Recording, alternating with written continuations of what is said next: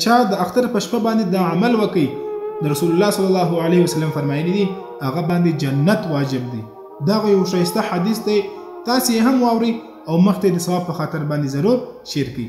د حضرت معاذ رضی الله عنه سره روایت دی چې نبی کریم صلی الله علیه وسلم وفرمایل کم څوک چې د اختر په شپه باندې د الله عبادت وکي دا کس باندې جنت واجب دي، که هغه نارینه وي که هغه زنانه وي.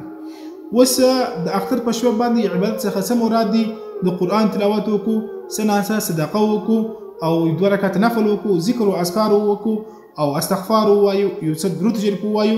که چیرې چا دا اعمال وکړ نبی کریم صلی الله علیه وسلم فرمایلی دي چې دا کس باندې جنت واجب دي.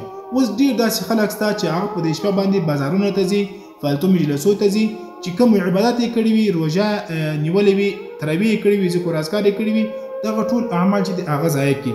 نو په دې شپه باندې موږ تاسې باید الله ته خواست وکړو، دعا وکړو چې الله د دې روژې څخه مې په داسې حالت کې وباسي چې ټول ګناهونه مې معاف وي، د پاک او صاف مې د روژې څخه د ګناهونو څخه هغه پاک صاف وباسي. او بل داسې دعا وغواړو پروردګاره چې د روانو روژې پورې موږ ته روغ صحت، د خوشحالۍ ژوند، د امن او د راحت ژوند چې دی هغه نصیب کړي. چې کوم چا دا عمل وکړي یقینا هغه انسان په ګټه کې دی او هغه انسان چې دی خوش قسمت دی چې په دې شپه کې د اختر په شپه باندې هم د الله عبادت کوي. نو دغه پیغام ضرور مخته د سره شیر کړئ.